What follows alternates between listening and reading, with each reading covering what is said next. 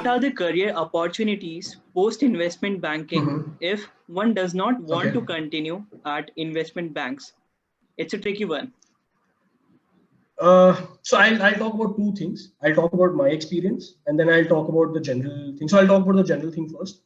So being an investment banker, you become so good at problem solving because you are there understanding problems and then solving problems. So you can and that also depends on the sector that you're working in. So generally the career progression is in the same sector that you are working in. So because you once you gain experience in the sector, then you tend to work in the same sector in anywhere that you're working for. So generally you can go into consulting if you don't want those bigger hours, and then if you don't want to like keep, but consulting is equally toiling. So if you're just leaving investment banking for the rigor part of it, so I would not say like I would not suggest you to join consulting because consulting is equally rigorous. But yeah, it's again it also boils down to problem solving in consulting, or else you can just join the industry wherein like you can just get into some particular corporate wherein like you're helping them internally, wherein be it any sector that you're working for. So say if you're working for Tech Media Telecom, you can just join any telecom company. Then you can get into private equity as well, wherein like you can get into the buy side of things. Then yeah, you are the one who's investing money and you are the one who's getting companies. You are buying companies. So that is one opportunity that I see that you can get into. Talking about my experience, so I recently made a switch. I joined O2 Power, which is a renewable energy company. So we are into like we are an IPP wherein we do solar parks and it's solar projects and wind projects, and it's all about renewable energy. So I'm working with the CEO right now and helping him with the strategy and investment decisions. So it's a mix of strategy and investment both, wherein I'm responsible for evaluating the projects, and I'm doing a lot of analysis on whether it makes sense to put up the project or not, whether it makes sense to invest the amount to really like set up the project. So that is one part of it, and I'm also helping how to like really come up with new innovative ways in renewable energy and what new can be done, because there's so much happening in renewable energy right now in India. So I've picked up a particular sector which is renewable energy, and I've gotten into the internal part of things now, and I'm directly working with the CXO, probably the CEO right now. So which is like a good thing that I can think about. Like that's why I said initially that I'm happy with where I am right now. So the progression has been pretty good, like getting into investment banking and then finding a niche for yourself and figuring out what's right for you. So yeah, uh, I've talked about the different aspects. So it really depends on what the person wants. I wanted to gain experience with I really wanted to work with the CXO, so I luckily got an opportunity to work with the CEO directly. So I would say that I was lucky enough. But if you don't really get such a sort of opportunity, I'm not saying you come across opportunities like that every day, but there are other opportunities as well. Like you can get into private equity, you can get into say internal roles, or you can just get into like a startup as well. A lot of startups hire investment bankers in their like the fundraising team. So that is also one opportunity that is there. But you really need to evaluate whether it's worth it leaving your lucrative job, like a fixed job, for going for a startup, because startups can get tricky at times. So yeah. Okay. So it really depends. I would leave that on the candidate really, and where what progression that and what he or she really wants from their life in the future. Okay, so the next one is the most sought after question. And the question is, Yeah. what is financial modeling and how does an Okay. analyst go about it? How do I put it? Financial modeling is just about taking historical numbers and like coming up with a value in the future. For financial modeling can just not it's not just valuation. So financial modeling can be a lot of things. Modeling is something that you're playing with numbers, you're doing number crunching, and you're using the previous like the historical numbers to come up with a value in the future. It can be any value, anything that you are analyzing. So basically, what you're doing is you're punching numbers in Excel and you're like using different sets of formulas, and then you're using. So what you're doing is you're trying to portray a picture of about the company's financial health on the Excel part. So you're trying to the Excel speaks for the company basically. So that's what financial modeling is, wherein you do the numbers, you let the numbers do the talking. So there's a lot of assumptions that goes into the financial model.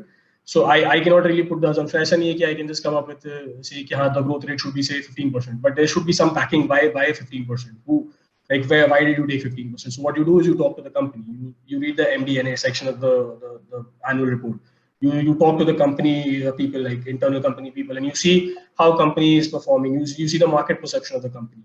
Or probably if it's a private company, it's data is difficult to get in the marketplace. But then you can really talk to the internal people. But it's always rosy when you talk about. So if you will never say that, yeah, my thing is bad, right? But then you, being an analyst, you have to be a good judge of your thing, of the analysis that you're doing, and you have to really discount for certain things and take into picture of certain things, and then come up with a true value. So financial modeling, according to me, would be just like playing with numbers and using data, probably numbers. Majorly, you just use numbers and your intuition of how the market is and how the company is performing, your assumptions, because a lot of the value that you derive from the financial model is from the assumptions that you take. So I just to give you an overview, if suppose I'm doing an analysis and you are doing the analysis, I'm 100% sure that the value that we both derive will not be the same, because you will take some other assumption, I'll be taking some other assumption, and the value would be different. Because it really depends on what you are thinking about the company, what I am thinking about the company, what your perception of the market is, what my perception of the market is, what numbers I am taking for the future. Probably you are taking a different set of numbers. So the financial model is never, it's not the right or wrong thing. There can be multiple answers to it, like in terms of the output I'm talking about. But yeah, the idea should be that it should represent a true picture of the future of the company, or any analysis that you're doing. Probably if you're doing a credit analysis, that also is financial modeling. If you're doing a valuation analysis, if you're doing an M&A analysis, if the synergies make sense or not. So it's all about portraying the correct picture. There's no right and wrong output in this. It's just that the assumption should make sense. There should be some valid points that you have taken behind those assumptions. So that should make sense. Yeah. Okay.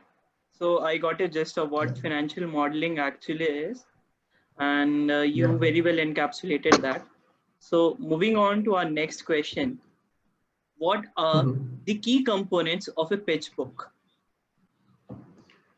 So pitch book really depends on what type of pitch book that we're talking about. So there are generic sort of pitch books wherein like you are pitching yourself to the client, which is you're selling your company to the client. As I was talking in the cycle wherein I'm pitching myself to the client. So I talk about what my company is what my company does, and what our expertise is, and where we help clients, and what deals that we have done in the past, and how successful we have been in it. So that's the general pitch book that is there. But generally, I'll throw some light in the deals or deal pitch book. So when you talk about the deal pitch book, so deal pitch books are more concerned about you talk about the historical performance of the company, and you talk about the company, you talk about key persons in the company. That's cover that in a few slides. Then you talk about the financials of the company, the historical financials that are there in a couple of slides. Then you talk about what are the current market scenarios, the sector. Then you talk about the sector. How the sector is there, and what are the different things and trends in the sector. Then you probably move on to the competition that is there, and how the competition is faring vis-a-vis you, and are you perfectly placed with respect to your competitors, and how you are doing. You do a competition analysis. So that's one part of it, and then you would later get into the pricing part of it, wherein you do the valuation, you put in the actual forecasted numbers that you have taken, the assumptions that you have taken, the sensitivities that you run, because there's no, as I said, in the financial model, there's no right and wrong value. So you not come up with say, if I'm saying that say XYZ company is trading at say X rupees, so that X rupees is correct. So you need to run sensitivities, because you've taken so many assumptions. So say if I've taken a growth rate of say 5%, and if I run a sensitivity of say plus minus 2%, so what will be the value? So probably if my value at 5% is X, so the value might be like say YZ or something like that if I run the sensitivity. So I have to show that chart as well in the pitch book. So basically what you do is you take the adverse scenarios and you take the upside scenarios. So the upside and downside scenarios when you run the sensitivity. So say what if the market crashes, or what if the market scenarios are not favorable, what will be the price? Or what if you can draw synergies from something else and you get an upside, so what will be the price? So that is the sensitivity analysis that you do, and then probably the valuation part of this is there, and then you come up with the final slide wherein like you talk about the exact summary of things, and that's the very nutshell. I've talked about how these are the certain aspects of pitch book. So yeah, So you talk about the past, you talk about the present, and you talk about the future in the pitch book.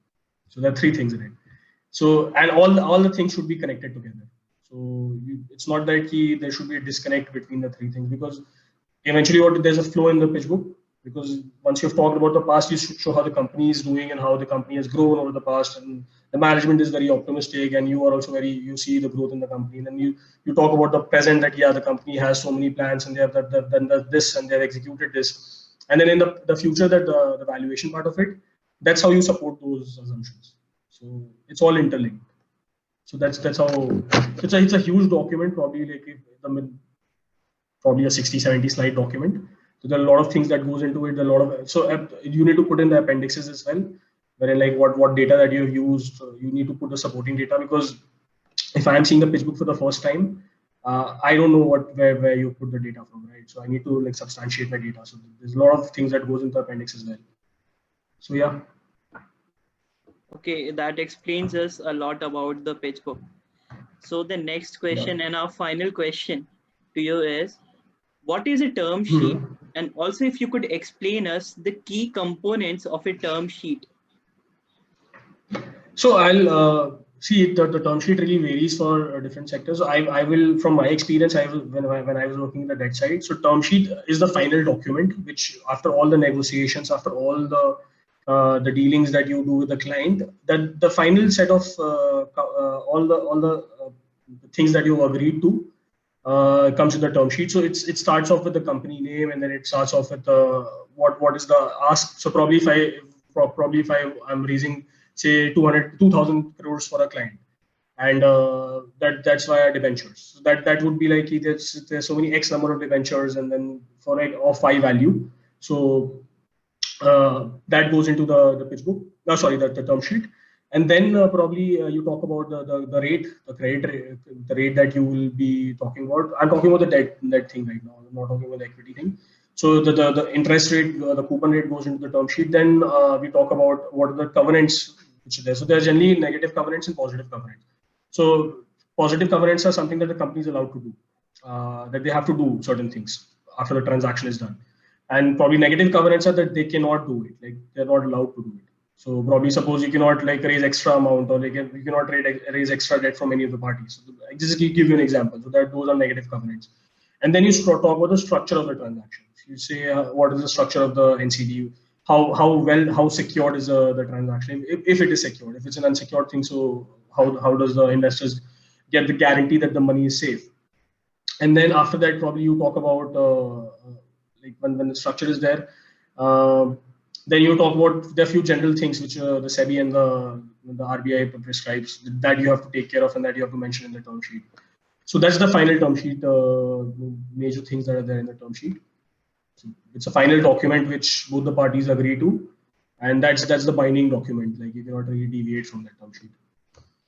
So there's a obviously I'm talking about the final one. So the term sheets keep evolving over time. Obviously, I'll give you a term sheet. You will say certain things in it. There will be a few certain changes made to the term sheet, because I cannot really ask you that first go to approve the term sheet, right? Because everyone wants the best terms for themselves. So there are a lot of negotiation that happens in that, and then the final term sheet is given. Well, that explains us a lot about the term sheet in a nutshell. And you summarize it really well. So here we come to an end, and it was really nice talking to you, Achyut. We are done with most. Same here. It was really nice. I'm happy that I can like really contribute towards throwing some light. Though I'm not not working in the investment banking space anymore, but it's just that like I've worked there. I've worked almost there for almost 3 years, and sort of have a fair bit of idea of how things work. So I'm happy to help, and like I'm really happy to be associated with Navkiran in general, and like happy to help out people, because I know how difficult it is when I joined in. I wish I had something of this sort when I was doing my MBA. It gives a lot of clarity and a lot of you get a lot of vision into things and how things work, because there's so many people helping you out with it. So yeah, like always happy to help.